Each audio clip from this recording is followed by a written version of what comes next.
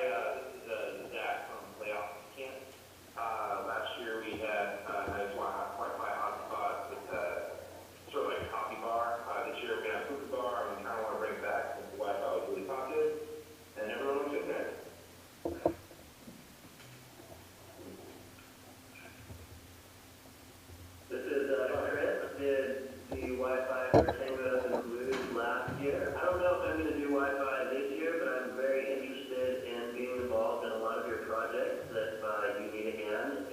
I'm a network engineer by trade, so I would love to work with you.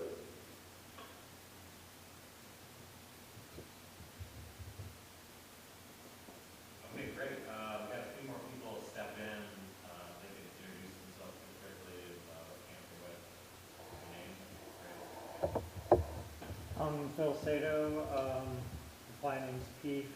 I camped at Illumination Village last year. I'll probably be camping at Brain Freeze this year. Ran 2 open access points. Served probably about 2,000 different SSIDs the whole time. Pretty successful. Right.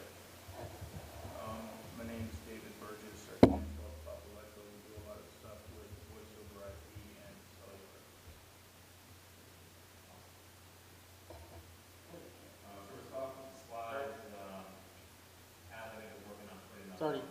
yeah, RC people should see it. Is that putting it online? Sorry for the animation here. It doesn't fit one screen. So this is sort of an overview of the network last year. It's gotten pretty complicated and pretty extensive. So the big thing that was kind of a big win for us last year is that the redundancy is greatly improved. A lot of new complaints to review some of that, but it's pretty complicated. This is not your average like network we have at home. Routing protocol, we do network monitoring. There's some locations that have 2 or 3 links for redundancy, so there's quite a bit of engineering that goes into making this happen. Because we're basically the only ISP for 50,000. Pretty big undertaking. A lot of things worked really well last year. We talked about doing a lot of automation. We have a number of devices to configure, not only the wireless access points and CPEs you folks have in the camps, but a number of routers and switches and sort of ancillary technology. So monitoring, trending, graphs, DNS, all that sort of stuff. Brett just so happens to have written some really cool open source that basically allows for templating configuration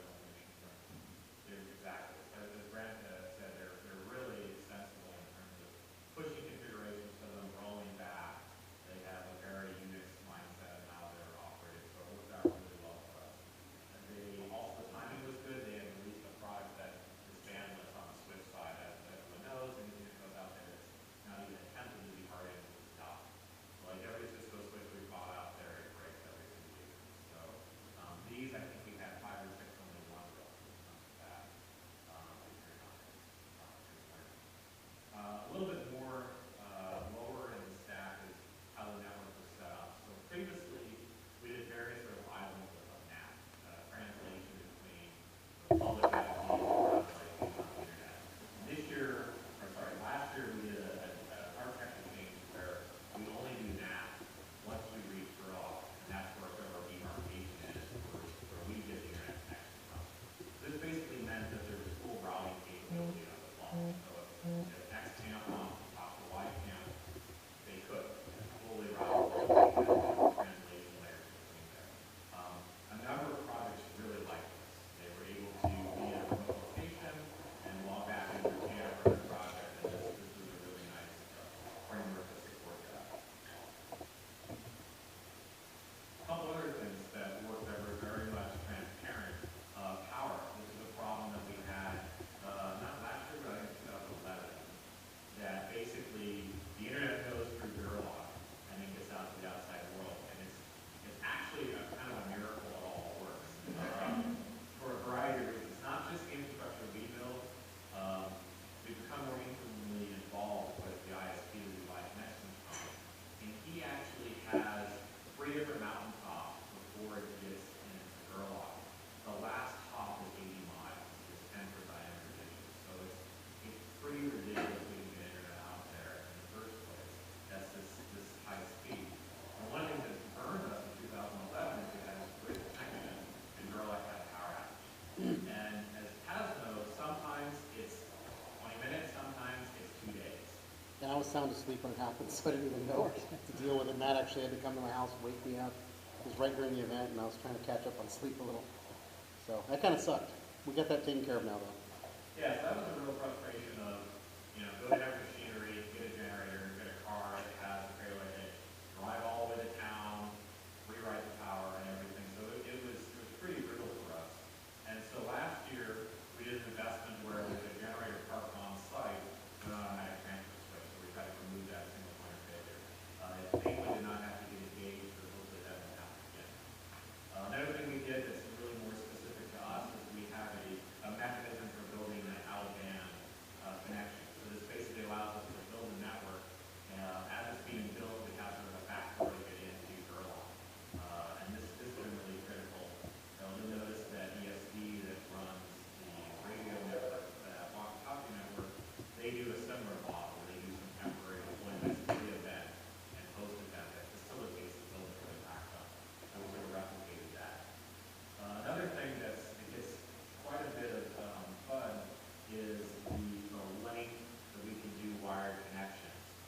Historically, we used really cheap, Linksys quality switches. Those don't always follow the Ethernet standard, so even getting standard Ethernet distances is a problem on those. We've done multiple iterations of using rounded, shielded Ethernet, different strategies of using switches that actually put enough voltage to go the distance that kind of thing. But there's a couple places where the distance is a problem. And one of our philosophies is to build islands of the customer. So we basically put some sort of router device in a location, put multiple radio links, and then try to run wired connections to serve multiple departments at once. And to do that, sometimes we run into distance limitations. So last year, one of our servers was actually to run fiber between some of the customers who use the network. And that worked out really well. Obviously, we did not try to terminate the splice of fiber on the fly up. Everything was pre-done. And we just sort of put it in the trench, and it worked out really well. One bit of background information, which, those of us that have been working on this for a long time take for granted, and which may not be obvious to somebody who's just getting involved with it. The network on the playa, the backbone is there. It really has 2 separate user communities. All right, and most of you are from the participant community, from the art projects and theme camps and so on and so forth. But that backbone also serves all the departments on the playa. So heavy equipment, power, Department of Public Works, Emergency Services Department, gate, box office, depot. There's probably 70 different sites that we connect on the playa because this is the infrastructure for a city of 50,000 people, right? And it's got the government of, a city of 50,000 people, and those that is scattered all over the playa, and they have to be able to operate as well. So, a lot of the stuff that Matt is talking about is things that relates more to departments than to the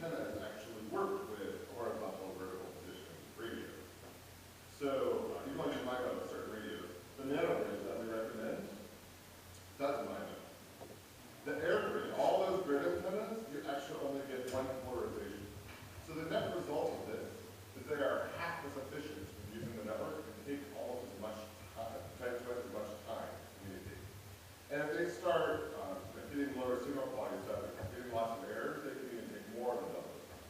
So it actually turns out to the point where like one poorly aimed grid antenna can make everyone else on that sector their network suck.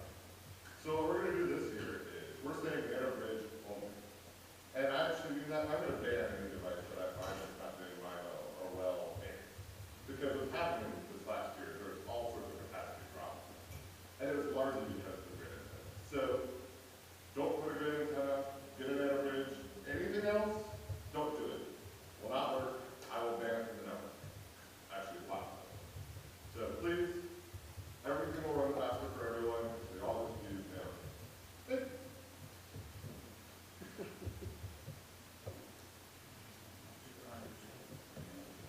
I just want to talk a little bit about frequencies. So our entire backbone is on 5 gigahertz, usually 5.8 gigahertz, but we're also going to use some of the 5.3 gigahertz bands.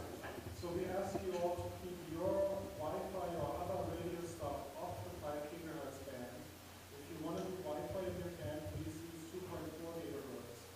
For all the people like Silona and others who want to do Zigbee, the more you can move to 900 megahertz, the better it is for everybody around. But I understand that some devices, you can't change it. So 900 is great for any non-Wi-Fi use. 2.4 gigahertz is great for in-camp Wi-Fi. And we would like to just use 5 gigahertz for the backbone. And I think our friends from the BRC WiFi Summit. That was going to be my question. Does anyone else intend to use 3.65 gigahertz licensed AirMax on the flyer this year? If so, we need to coordinate. You should talk with the wireless ISP to use that frequency extensively. And then use this a lot. They just use it currently a lot. What about the version? Microwaves are 11. 18. Okay. That's pretty much it for the slides. So if you want any questions or Are you talking about the captive portal? yeah, they're already in the mailing list. Pat, did you email the slides on the mailing list or? No, I didn't do the mailing list. I'll put it on the mailing list. I put it on IRC, so pretty much anyone hopefully is there. Are you going to talk about the captive portal idea? No? Okay. Yeah, I ran a captive portal last year, highly successful. I had used the Unify system and set a 1-hour timeout. So the network was open, but any user wishing to use Wi-Fi would hit the captive portal, just had to click I agree, and it had some basic information. Don't do certain things. Don't start peer-to-peer, whatever, just common sense. And it dramatically improved the network traffic situation. Because a lot of people will leave a device on. There's a lot of phones running around. Of course, the hidden node problem goes up exponentially. So the captive portal for your local LANs greatly improves things as far as that goes. So I highly support that. Unless you're talking about captive portal in some other way. Yeah. A question, Chuck. We found that running an open node in our camp really caused some problems. And what we did for a while was change our SSID to something like our password is Joe. Is that okay? Yeah, it's kind of obvious. Yeah. The captive portal stops a lot of that because they would have a 1-hour timeout, and then they'd have to be actively there to renew it. There were a couple, obviously when anyone has a scenario, Unify is great because you can add, different rules. You can have different SSIDs. You can have a hidden SSID that's got WPA and then run your open or whatever. And that gear is cheap, and all you need is basically a fanless PC to run the controller. So in general, anything short of really encrypting it is a good idea if you run into problems. As Matt said, it would be great if more camps kept their Wi-Fi open for us. And I want to say one thing. So we did the nanobridge configuration last year with like a sign up, and you went to the website and you enter your address and stuff. We're trying to make that one step easier this year by having a captive portal in the sense you come with a factory default setting nanobridge to the client.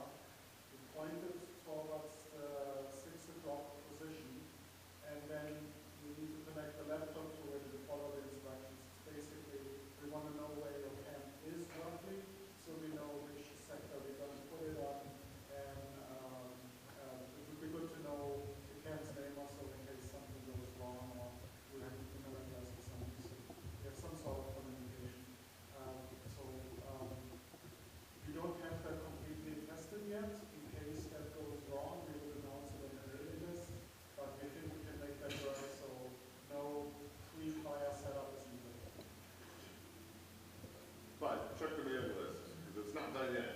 Yeah, exactly. It's, That's Rob announced it. yeah, right, right. The rest of us weren't gonna put him on the hook for it. Are we able to do, yeah,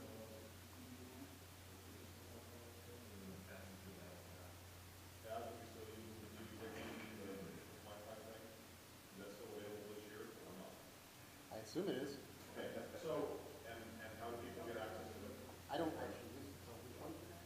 Well, alternate, we don't give a couple. Alternate's ours. Is it alternate or? It's like Ultranet, but it's the other one. It's the other. I actually Okay. do not use Look for it. info about the wiki on the email list. Coming soon. Yeah. Because there's a bunch of stuff from past years, like advice about, how to build a tower, how to deal with power, so on and so forth. One of the things Matt said was, please put your access point on high where things can see it.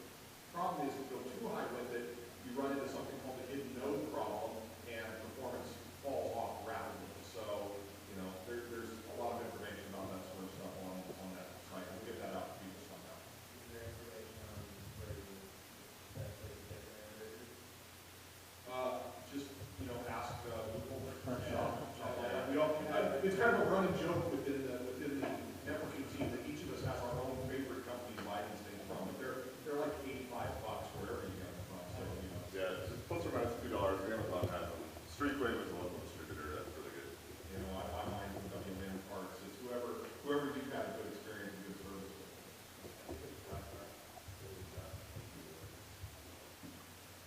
Yeah, the question is, whether we can make that open access or not, or if we still have to get individual accounts for it. We'll get all that sorted out when we let them know. Also, all the Ubiquiti gear that we're talking about is 24-volt passive power over Ethernet. It will run just fine with short wire distances off 12 volts. So it's really easy to configure an uninterruptible power supply with a deep cycle battery, a fuse, hook it to the Cat5 with you can make something complicated or just strip some wires and then have something charging that, even the solar panel, and then it just stays up and it's solid. I use a set of bridges, actually. I use 8 bridges to get internet from Gerlach out to the Burning Man Ranch. Same method in my mountaintop repeater, just 12-volt battery and solar panels, and it's working great for a good year now. Those switch mode power supplies that Ubiquiti provides aren't the best quality. They're Chinese and they do weird things. When they're running off generators on local power grids that have poor power factors, I've seen them just arbitrarily start oscillating and doing other things. So the 12-volt battery is good for stability as well. I did that for the first time in 2012, and I found it a lot more efficient than having to run an inefficient inverter. Oh yeah. Just multiple layers. It's much better to go straight to 12 volts. Yeah. If anyone needs help with that, we can send it on the list. It's pretty straightforward to do that. Yes, please. Is it cool for phone participants to chime in? Oh, absolutely. This is for Micah. I have a couple of things I learned last year that I wanted to share. Number one, Backbone pointed out to me that there are really only 3 channels in the 802.11b space, and those are, if I remember correctly, yes, 1, 6, and 11. If you are serving out in 2.4 on any other channel, you're actually bleeding into other channels and could cause problems. So keep that in mind if you're going to share out internet in your local neighborhood.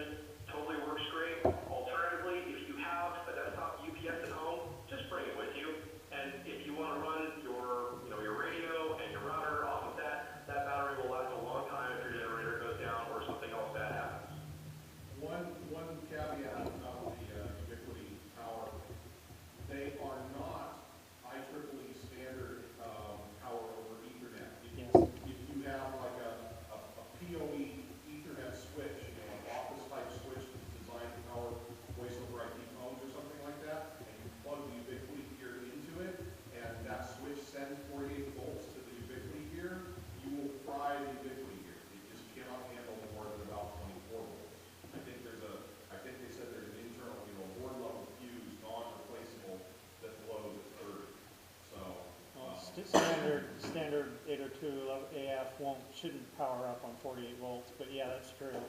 I think it tops out at around 30 volts is probably the highest you'd want. And that isn't true on all their gear, like the UAP Pro and that stuff, they actually Their are. high-end gear is pretty good, but the cheap stuff that we use for this stuff, we're only using the averages of the network, so we're not gonna do, better. Not to it to you, man. Any other questions or comments of or even feedback? I mean, if it was use the internet in the last couple of years, it got better, it got worse, what was good, what was bad? Well, Ralph's configuration last year worked great. You know, if it can be improved on, great, because that was stellar. It worked really well. Thanks, Ralph. Last year, the configuration radio got taken down towards the end of the event. That will not happen this year. You'll be able to reconfigure. Anybody here who was doing a roaming outfit in any event sense that needs any internet connection? I did some tests last year, went out to the trash vents, and just everything worked. That's the interesting thing. You definitely don't need a grid out there because the distances just aren't that far. So lower power levels, you know, and less crazy high gain antennas just aren't needed.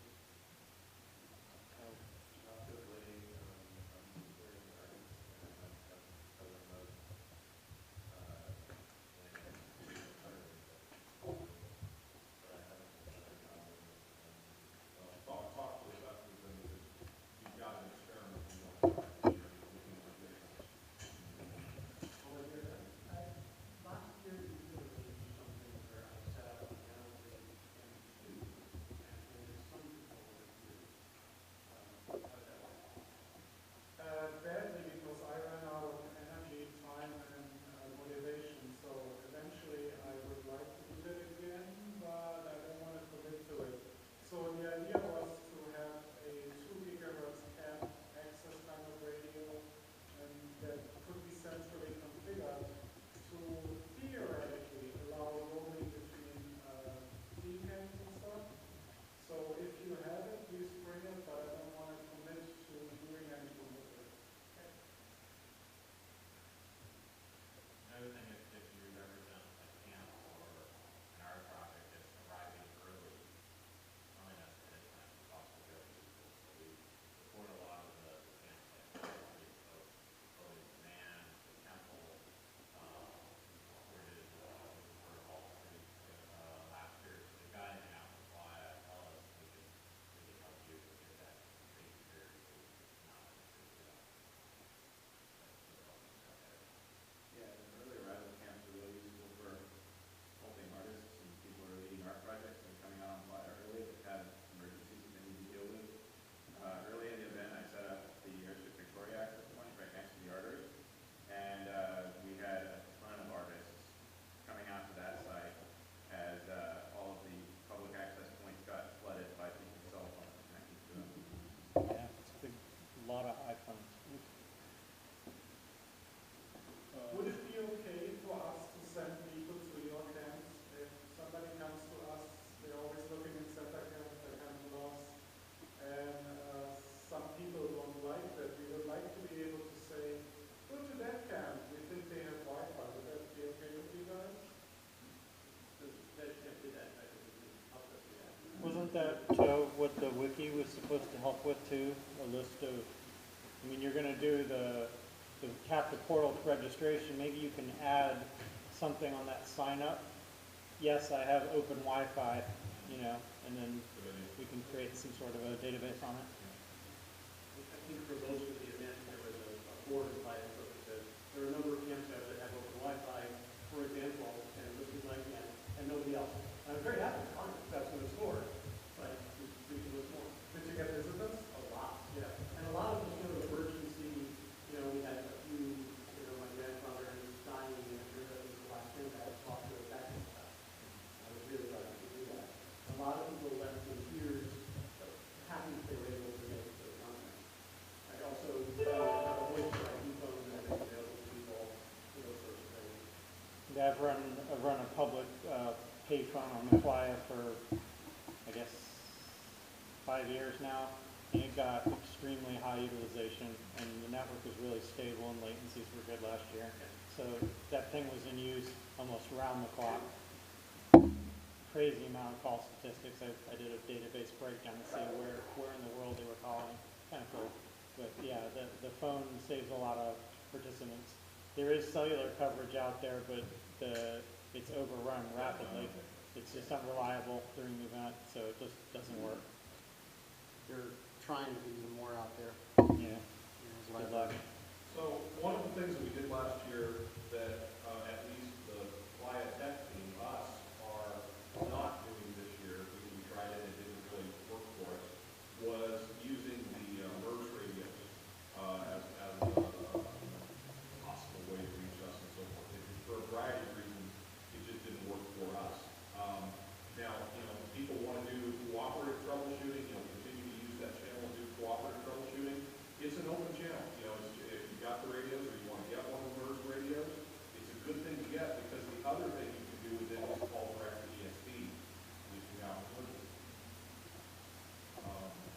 But we don't expect to be monitoring that channel this year. We were hardly able to monitor it last year. You have a lot of extra traffic. No. Most of the problems were there was nobody in and off the monitor. The network worked so well last year that we weren't spending hours of the day in the dock. The dock was empty most of the time. And most of us were already carrying organizational radios. In some cases too, for instance, because I work for ESP, Trevor works for Rangers, so we're often carrying 2 organizational radios and nobody wants to carry a third. But You kind of want to go to Burning those Man. radios Yeah. are good, as an alternative to the GMRS or FRS radios, because those frequencies get totally overloaded. People haven't discovered the merged ones yet. So I have a friend that owns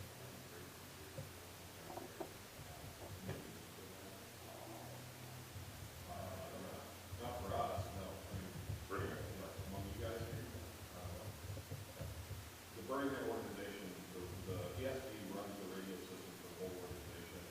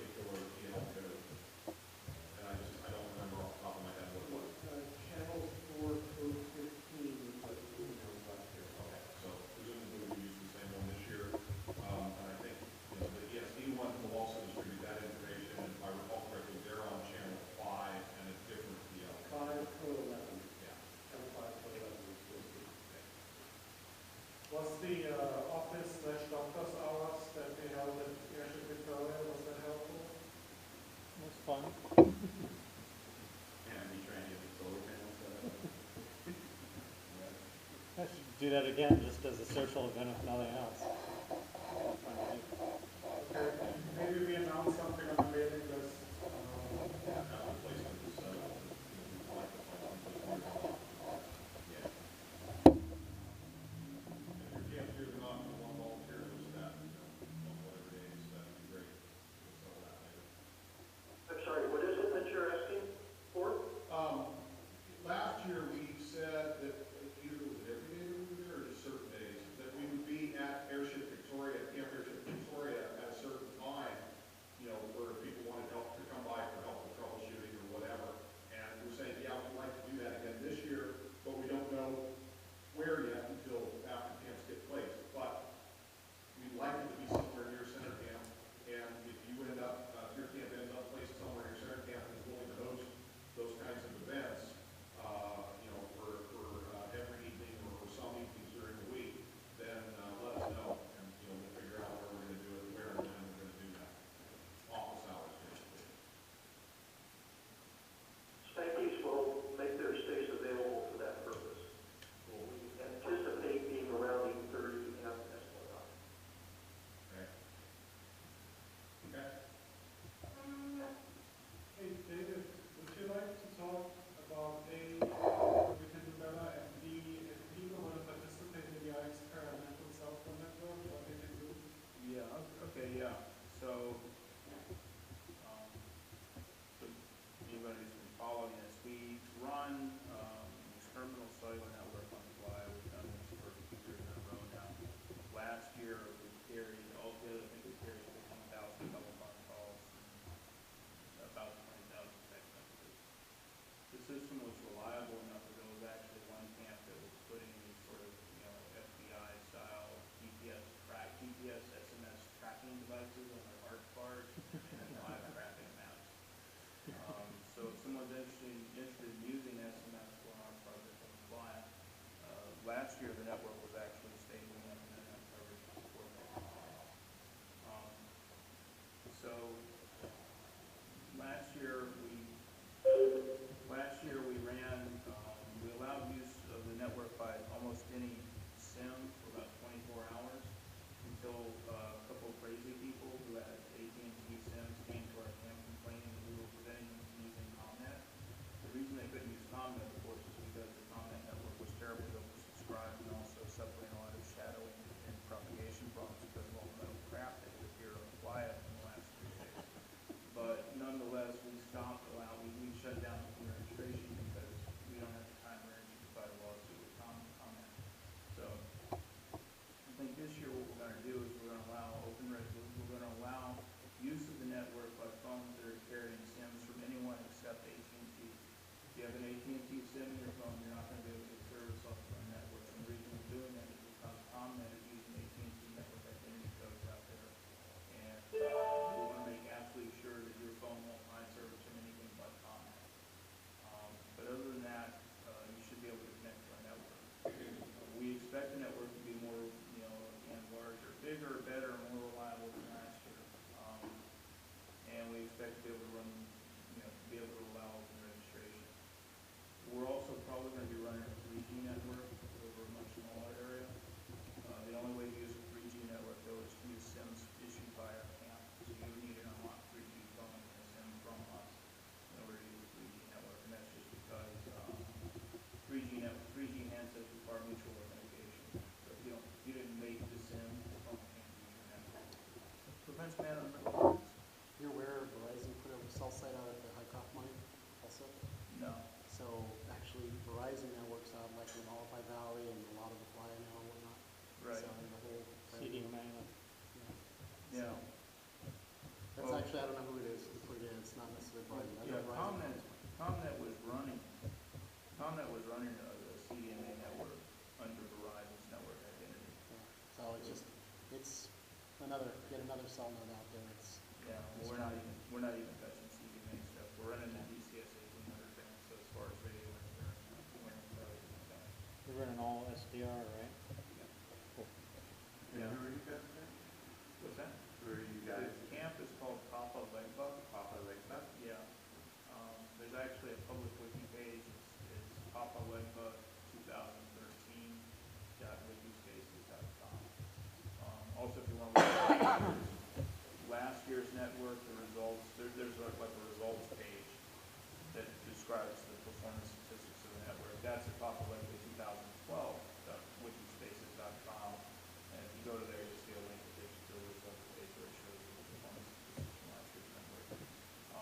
send that out on the mailing list?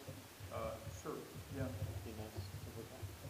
So there's a fact that we're writing out, but right now it looks like we're gonna have, again, more capacity and a more stable network than before. We did have about a 48-hour service outage, because we weren't able to route packets between our sites, and it was a prioritization problem.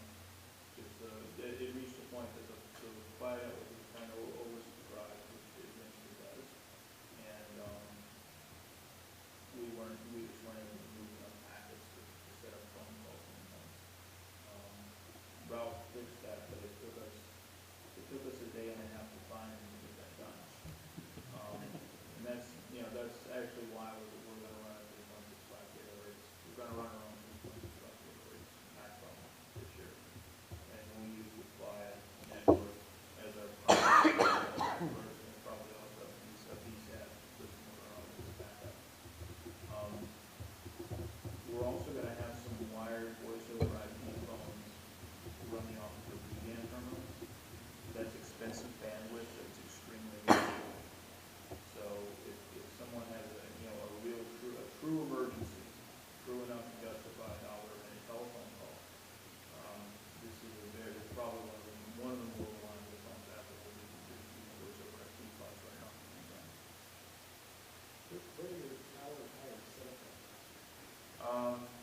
We were at 415 in D, so we had a tower site at 415 in D. There was one out by the airport. There was one at 915 in D of Camp above the limit. Flagon Village hosted one of them. Actually, the site at Flagon Village, routed altogether about 2,000 telephone calls. It was one of the busier sites out there. And then at Ross Road, Ross Road and Camp Flash also hosted the site. Some of those sites were in trucks with pneumatic maps. Some of those sites were man portable, aluminum push-up mast guy lines. The trucks with the push-up mast sound like a good idea, but that's a little bit in practice. They're just a pain in the ass. You gotta do everything just using that man portable and surplus mast. And if there's power available, we can use it. Otherwise, we'll strap a solar panel to the side of the mast. So these sites are, if you go to the page, you'll see photos of some of these installation sites. Once you see what it looks like, you're looking at it. Thanks, that's cool.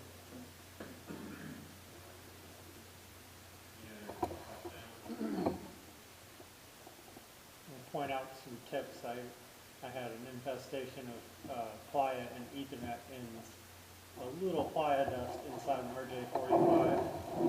Created a lot of trouble, especially if you're trying to get power out of it. And I know you guys blew the Ethernet transceiver to the low humidity creates a lot of static. So the Ethernet transformers they use these days are not what they used to be. They don't have the high dielectric strength. They're Chinese and they're often not very robust. So it's really easy to blow an Ethernet transceiver, which is probably way more likely than electrical interference or anything like that. And they can still work blown. They'll short or do something else, and it'll work sometimes, or it'll create jabber or do something else, so not fun. Yeah, we reached a point with our own equipment. A lot of our stuff we use 1967 rated. Yeah. With the screw down collar. Bring it all connected.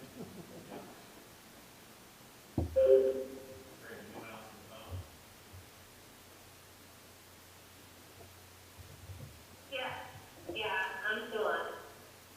Yes, also.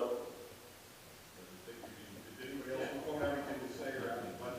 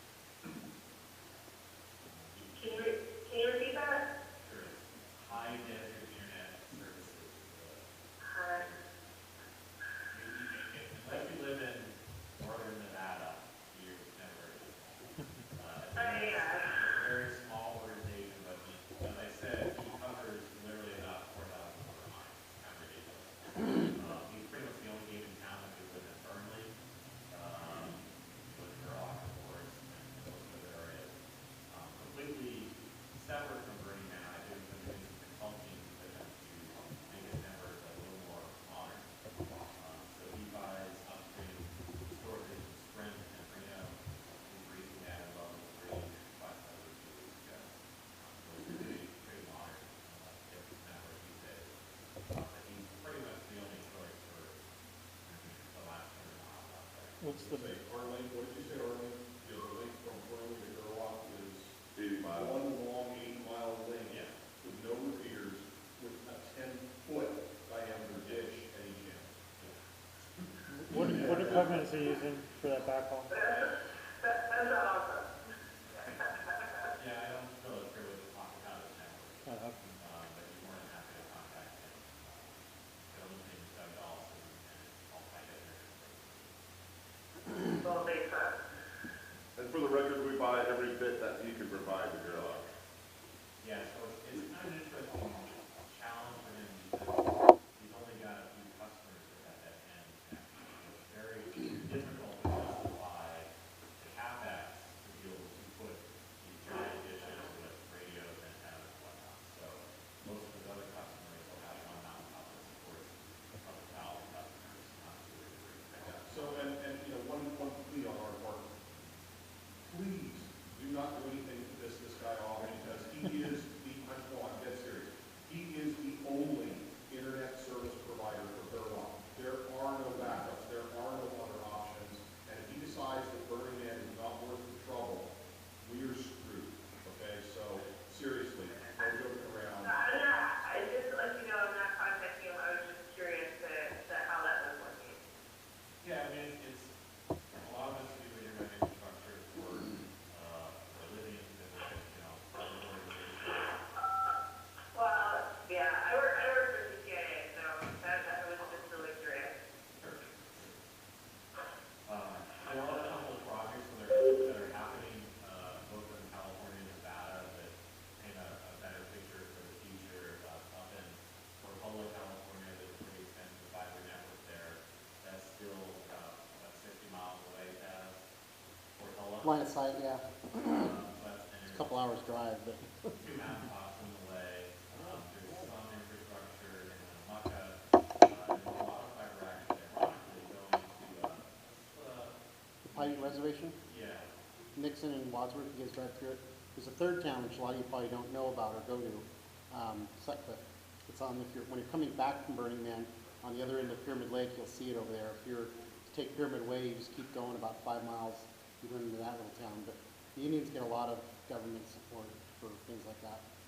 But even there, that's still 40, 50 miles from Gerlach. Yeah, and people see Matt got all excited when he first noticed the fiber, that's laid on the ground going to Burning Man. And that fiber is actually just a really short link because it's not fiber to Gerlach. It's just a link from from Gerlach out to a bunch of ranches. Actually, I take that back. From Empire to a bunch of ranches way out there when the phone, whichever company bought whichever company, they took over and they had to upgrade everything to current, which meant fiber. So it's a real short link. Everything prior to that, even our landline telephones, is microwave to a mountaintop down to Empire, and then from Empire, fiber to Gerlach, and then Gerlach, it's just copper for town. So.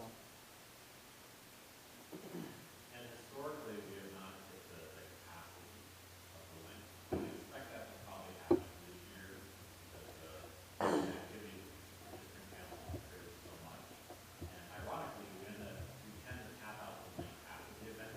There's a lot of activities that go on the loop, for example, where they document that. A lot of digital pictures being uploaded, both from EW that are getting back to the real world. So a lot of people say, oh, you don't have enough bandwidth out there. Well, one, there's no other choice. Two, we haven't made that. We have increased the bandwidth for this year as well, for August and September. Well, that's different than he's talking. He's talking about the max. We only pay, we have 1 month of, my normal connection out there is 10 megs year round. That's what I usually get.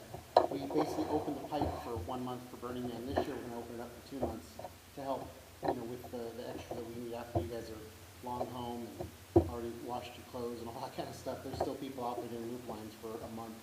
So that time, those guys tend to use a lot of bandwidth, and this way we've got enough now to cover for them also.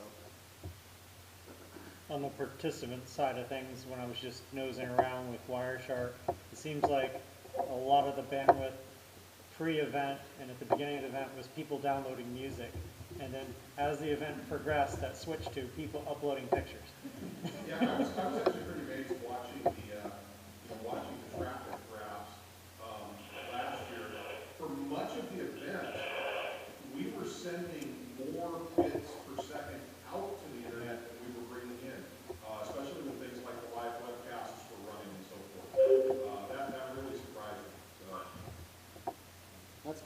put going to Burning Man. Yeah, they're sending, Or downloading, like, well, one of, our main boss out there, she always kind of has a joke of, quit downloading porn, go make it. You're at Burning Man, you know?